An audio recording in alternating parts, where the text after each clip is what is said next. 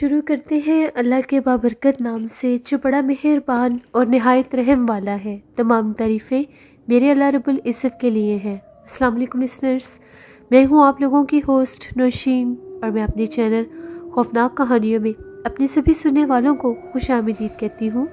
میں امید کرتی ہوں آپ سب لوگ خیریت سے ہوں گے، جہاں ہوں گے خوش ہوں گے۔ آج آپ لوگوں کے لیے میں بہت دلچسپ خوفناک کہانیاں لے کر آئی ہوں جنہیں آپ لوگ بہت پسند کریں گے۔ سلسلہ شروع کرتے ہیں آج کی خوفناک کہانیوں کا۔ بڑھتے ہیں آج کی پہلی خوفناک کہانی کی طرف۔ یہ خوفناک کہانی مبین شیئر کر رہے ہیں۔ مبین کہتے ہیں، آج آپ کے ساتھ اپنی زندگی میں پیش آنے والی ایک بہت ہی زیادہ ڈراؤنی کہانی شیئر کرنا چاہتا ہوں۔ میں بہاول نگر کا رہنے والا ہوں۔ آج سے تقریباً 10 سال پہلے کی بات ہے۔ بہت زیادہ سخت سردی کا موسم تھا، دسمبر کی راتیں تھیں۔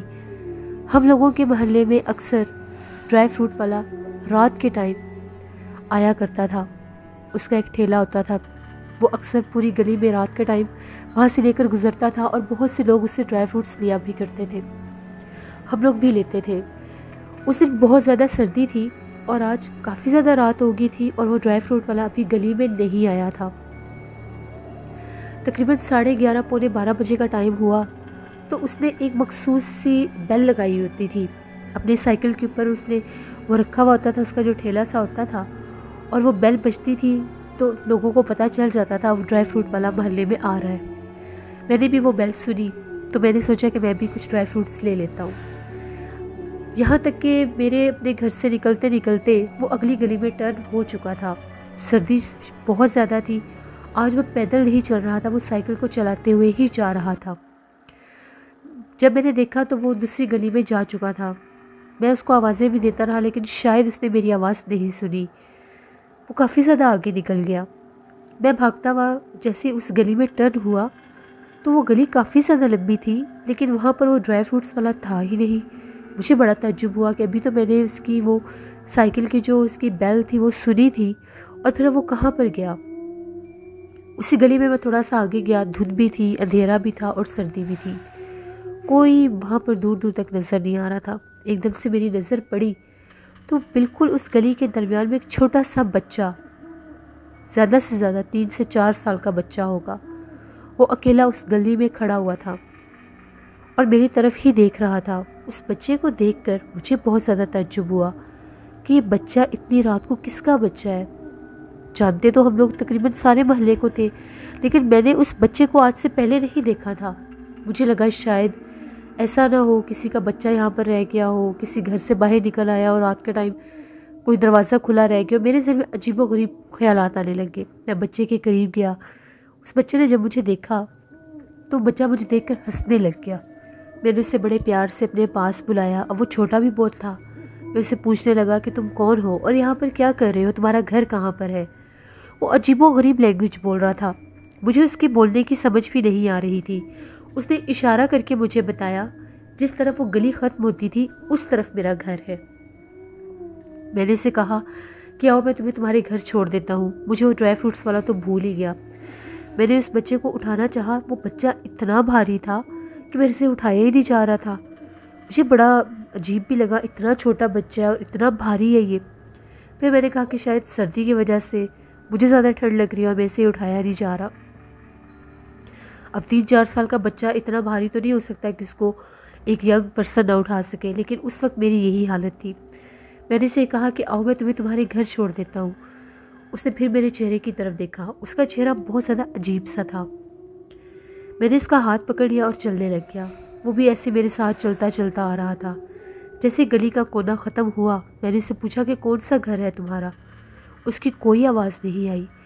جیسے ہی میں نے پیچھے پلٹ کر دیکھا، اس بچے کا بازو پوری گلی تک لمبا ہو چکا تھا، اور وہ بچہ اسی پوائنٹ پر گلی کے درمیان میں کھڑا اتنی ڈراؤنے انداز میں ہنس رہا تھا، اور اس کی جو آنکھیں تھیں وہ چمک رہی تھی۔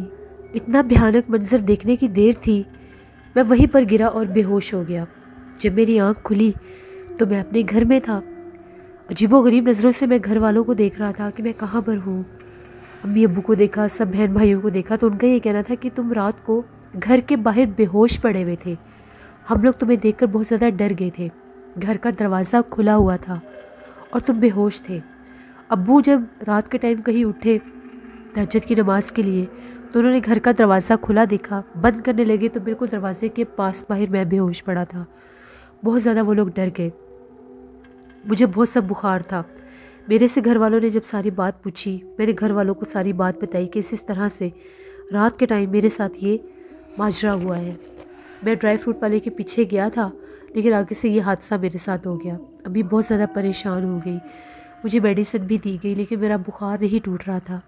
ابھی نے ابو سے یہ کہا کہ یہ کسی ڈاکٹر کا کام نہیں ہے، جو کچھ اس نے دیکھا ہے، جو کچھ اس کے ساتھ ہوا ہے تو یہ غیر مرئی مخلوقات جنات کا کام ہے، تو آپ اس کو لے کر کسی ایسے صاحب الہستی کے پاس جائیں جو دم وغیرہ کرتے ہو۔ ہمارے علاقے کے دور ہی ایک بزرگ سے تھے، وہ دم وغیرہ کیا کرتے تھے۔ ان کے پاس جب مجھے لے کر گئے، میں نے انہیں ساری بات بتائی، انہوں نے ساری بات پوچھی۔ ان کا یہ کہنا تھا کہ وہ بچے کے روپ میں جس کو میں نے دیکھا تھا وہ کوئی نارمل بچہ نہیں تھا، وہ چھلاوا جن تھا، اور ان کا کام ہی یہ ہوتا ہے وہ مختلف روپ لے کر لوگوں کو تنگ کرتے ہیں۔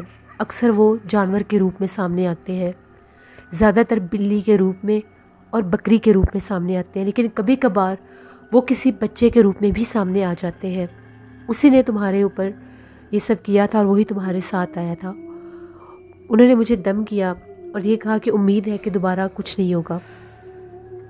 میں واپس آ گیا۔ ان کا یہ کہنا تھا کہ اگلی جمعرات کو پھر آ کر ایک دفعہ دم کروا لینا اگر تمہیں دوبارہ کچھ محسوس ہو یا ڈر لگے۔ فی الحال ان کا یہ کہنا تھا کہ وہ تمہارے ساتھ نہیں ہے۔ میں واپس آ گیا۔ 1-2 دن کے بعد میری طبیعت بالکل ٹھیک ہو گئی۔ 2 دن کے بعد وہ ڈرائی فروٹس والا آیا۔ آج وہ جلدی آ گیا تھا، 7 بجے کے قریب وہ آیا کرتا تھا جب زیادہ سردی ہوتی تھی۔ تو میں نے اس سے پوچھا کہ تم اس رات اتنی دیر سے کیوں آئے تھے؟ اس ڈرائی فروٹس والے نے یہ کہا، میں تو 3 دن سے آ ہی نہیں رہا، میں تو شہر سے باہر گیا ہوا تھا، میرے بھائی کے بیٹے کی شادی تھی تو میں آج ہی واپس آیا ہوں، میں تو آیا ہی نہیں۔ میں پھر بہت زیادہ ڈر گیا، اس سے میں نے ڈرائی فروٹس لیے اور وہ چلا گیا۔ اسی رات کی بات ہے، میرے ساتھ عجیب و غریب واقعات ہونا شروع ہو گئے۔ میں ڈرائنگ روم میں ہی سوتا تھا، میں اپنے بستر میں ہی تھا اور میں اپنے موبائل پر کچھ دیکھ رہا تھا۔ ایک دم سے مجھے ایسا محسوس ہوا جیسے میرے کندھے بہت زیادہ بھاری ہو گئے ہیں، جیسے میرے کندھوں کے اوپر کوئی بیٹھا ہے۔ باقاعدہ مجھے وزن محسوس ہوا، میں ٹیک لگا کر بیٹھا ہوا تھا۔ میں نے موبائل سائڈ پر رکھا، میری طبیعت ٹھیک نہیں تھی۔ مجھے ایسا لگ رہا تھا کہ جیسے میرے دماغ کے اوپر کوئی سوار ہو چکا ہے، یعنی میں اپنے کنٹرول میں نہیں تھا۔ جو کچھ وہ مجھ سے کروا رہا تھا میں کر رہا تھا۔ باقاعدہ اس میرے دماغ کو کنٹرول کر کے اس نے مجھے یہ کہا کہ تم دروازہ کھولو۔ میں نے دروازہ کھولا، رات 12 بجے کا ٹائم، اور میں نے بھاگنا شروع کر دیا۔ مجھے نہیں پتا کہ میں کہاں بھاگ کر جا رہا تھا کہاں نہیں۔ میں اتنا بھاگا، مجھے کچھ پتہ نہیں تھا میں کس طرف بھاگ رہا ہوں، کس طرف جا رہا ہوں، مجھے سردی لگ رہی ہے یا نہیں لگ رہی۔ مجھے نہیں پتا میں کہاں گیا کہاں نہیں گیا۔ میری آنکھ کھلی تو میں ایک مسجد میں تھا۔ پتہ نہیں وہ کون سا علاقہ تھا۔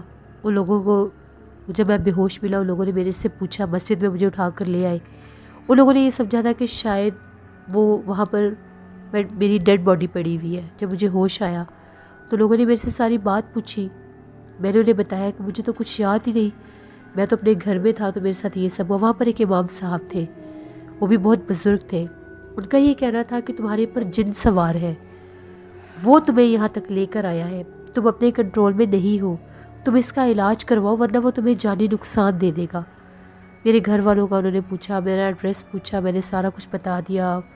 فون پر رابطہ ہوا، گھر والے بہت پریشان تھے، ان کا رو رو کر برا حال تھا کہ پتہ نہیں میں راتوں رات کہاں چلا گیا ہوں، میں کہاں غائب ہو گیا ہوں۔ جب میرے گھر والے مجھے لینے آئے، مجھے سیدھا گھر نہیں لے کر گئے، وہی جو صاحب الہستی تھے ان کے پاس لے کر گئے، وہ بزرگ کے پاس۔ جب وہاں پر میں گیا، جب مجھے ان کے پاس لے کر گئے، انہوں نے پھر دم کیا، میری حالت دیکھی، وہ بہت زیادہ پریشان ہو گئے۔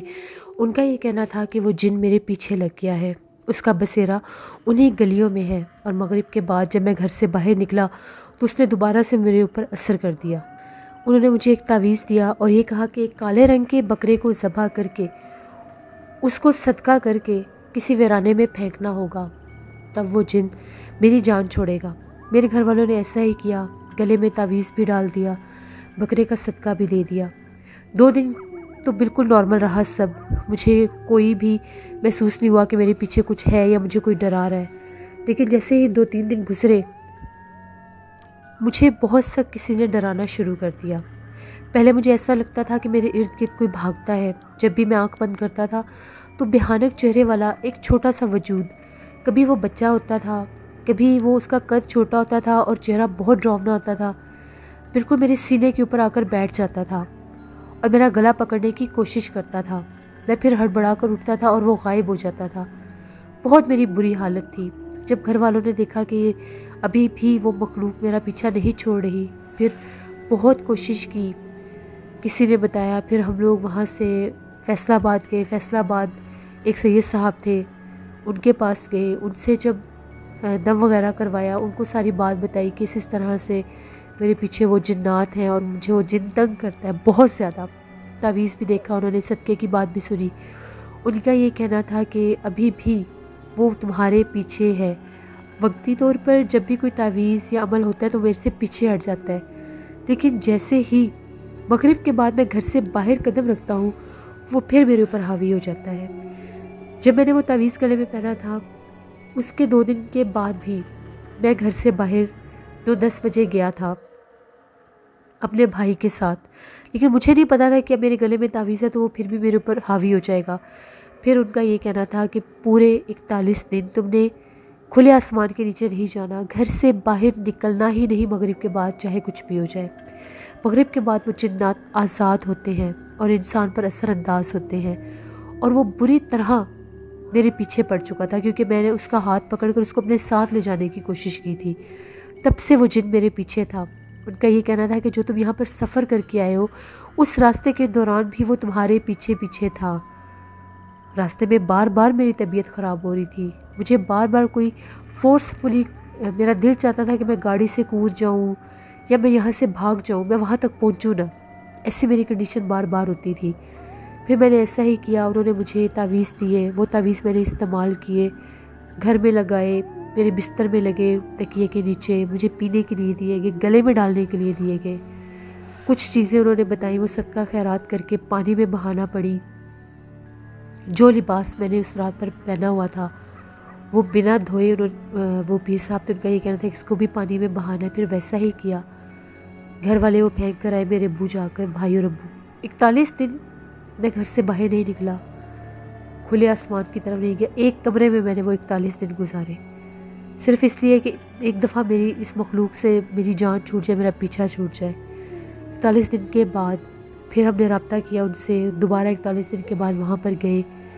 اس سفر کے دوران میں بالکل نارمل تھا، میرے اوپر کسی قسم کا کوئی پریشر یا اٹیک نہیں ہو رہا تھا۔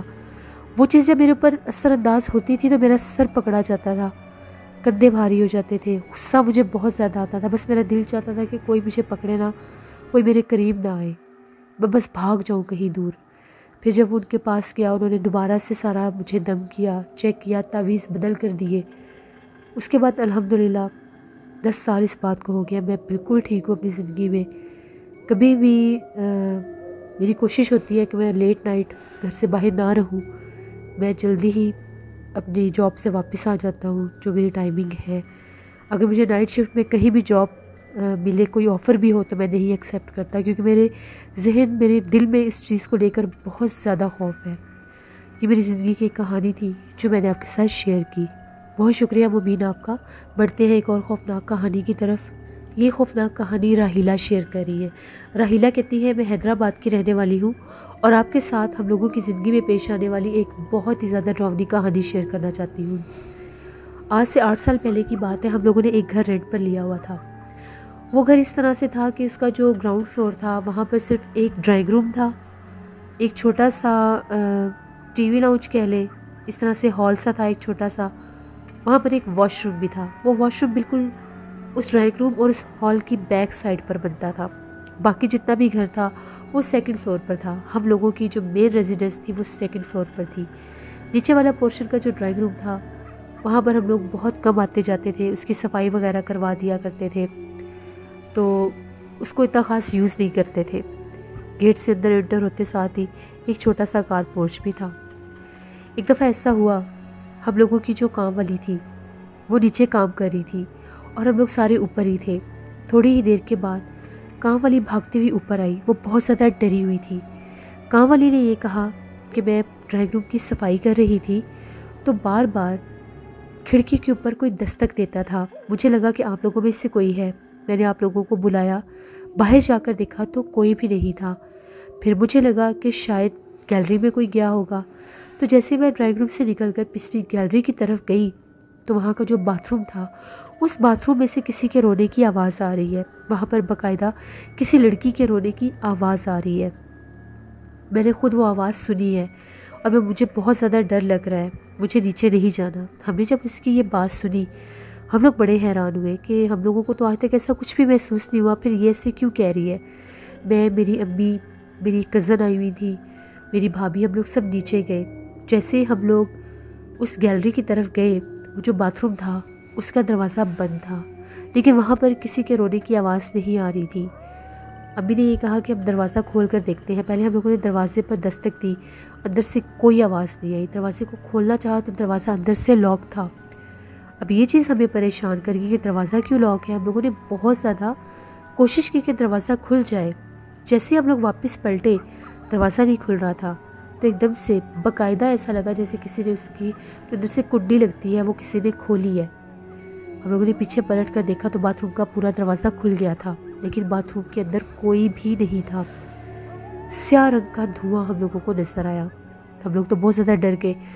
ہم لوگ وہاں سے واپس آئے، امی نے یہ بات ابو کو بھی بتائی، بھائی کو بھی بتائی۔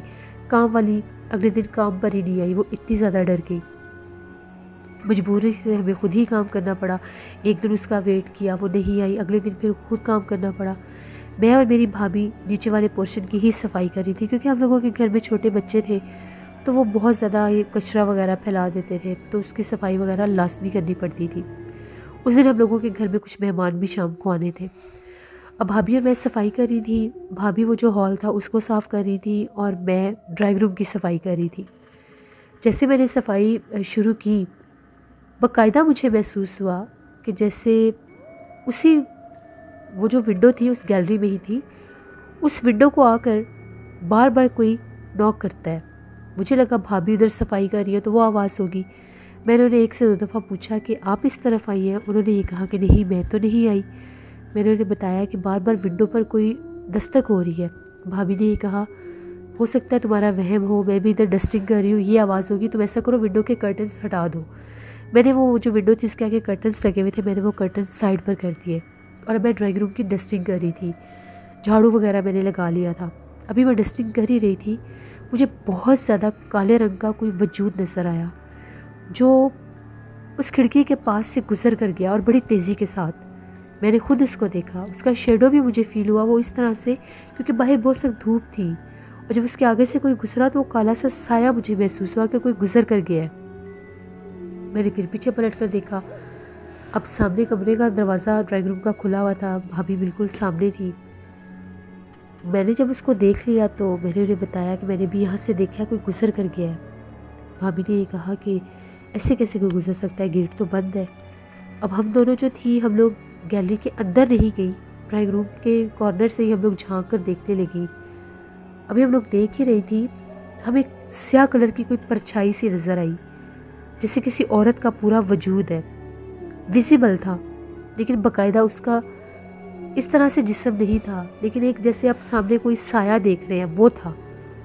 اس باتھ روم میں کیا اس نے بہت زور سے باتھ روم کا دروازہ بند کیا، اتنی زور سے بند کیا جیسے باتھ روم کا دروازہ کوئی غصے سے بند کرتا ہے۔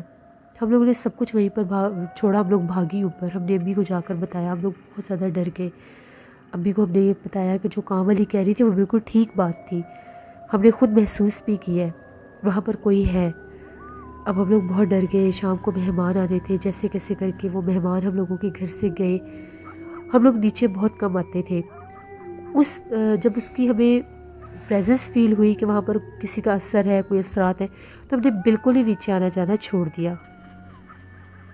ایک دفعہ رات کی بات ہے، ہم لوگوں کے نیچے والے پورشن سے اس طرح سے آواز آ رہی تھی، رات 2-2:30 بجے کا ٹائم تھا، جیسے کوئی نیچے سے جھاڑو لگا رہا ہے، بالکل جیسے وہ ہال کمرے میں اور سیڑھیوں میں کوئی جھاڑو لگا رہا ہے۔ امی نے بھی یہ آواز سنی، ہم لوگوں نے بھی یہ آواز سنی۔ ابو اور بھائی ان باتوں پر یقین نہیں کرتے تھے۔ ہم نے فوراً سے ان کو جگایا جا کر۔ جب ابو بھاگتے ہوئے سیڑھیوں سے نیچے اترے تو ایک دم سے رک گئے اور آیت الکرسی پڑھنے لگ گئے۔ جب ابو نے آیت الکرسی پڑھنا شروع کی تو ایک دم سے نیچے خاموشی ہو گئی۔ ابو بھاگتے ہوئے اوپر آئے، بہت زیادہ ڈرے ہوئے تھے۔ ان کے چہرے سے ہی فیل ہو رہا تھا کہ انہوں نے کچھ دیکھا ہے، پہلے وہ بتا نہیں رہے تھے۔ جب ہم لوگوں نے انہیں بتایا کہ ہم نے خود اس مخلوق کو دیکھا ہے، یہاں پر کچھ اثرات ہیں، آپ بتائیں آپ نے کیا دیکھا ہے، ان کا یہ کہنا تھا کہ جیسے میں سیڑھیوں سے بھاگتا ہوا نیچے گیا ہوں، میں نے ڈرائنگ روم میں بہت زیادہ ڈراؤنے چہرے والی کسی عورت کو دیکھا ہے، اور وہ بالکل ڈرائنگ روم کے دروازے کے درمیان میں کھڑی ہوئی تھی اور وہ اسی طرف دیکھ رہی تھی۔ تم لوگوں کی بات ٹھیک ہے، یہاں پر اثرات ہیں۔ پھر ہم لوگوں نے وہ گھر چھوڑ دیا۔ ہم لوگ وہاں پر کسی کو بھی نہیں لے کر آئے، کسی عامل وغیرہ کو اس لیے نہیں لے کر گئے، ایک تو وہ گھر رینٹ پر تھا، دوسرا ہم لوگوں کو یہ ڈر تھا کہ اگر ہم نے وہاں پر کوئی عمل وغیرہ کروایا، کسی عامل کو بلایا تو وہ کو کہ ہمیں نقصان نہ دے۔ ہمارے گھر میں چھوٹے بچے تھے۔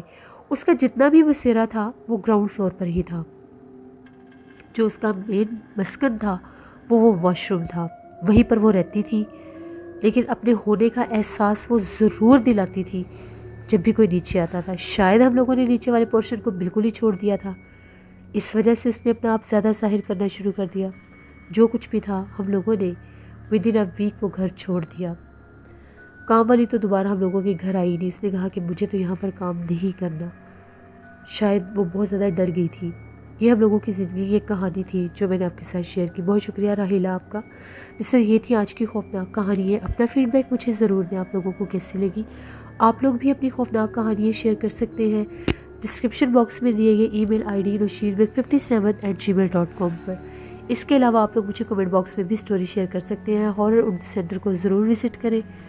کل وہاں پر کھجور کا درخت ناول کی لاسٹ ایپیسوڈ ہوگی جو کہ بہت زیادہ انٹرسٹنگ، ہارر اور بہت زیادہ ہارٹ ٹچنگ ہے، آپ لوگوں کو بہت اچھی لگے گی۔ نیکسٹ ناول جو بھی ہوگا آپ لوگ بھی سجیشن دے سکتے ہیں، اور میری سرچ بھی ہے کہ میں اچھا ناول لے کر آؤں۔ انشاءاللہ کل آپ لوگوں کے ساتھ پھر ملاقات ہوگی کسی نئی خوفناک کہانی میں۔ اپنا بہت سا خیال رکھیے گا، اپنی ڈھیروں دعاؤں میں مجھے میری فیملی کو ضرور یاد رکھیے گا۔ Thank you for watching, stay blessed, Allah نگہبان۔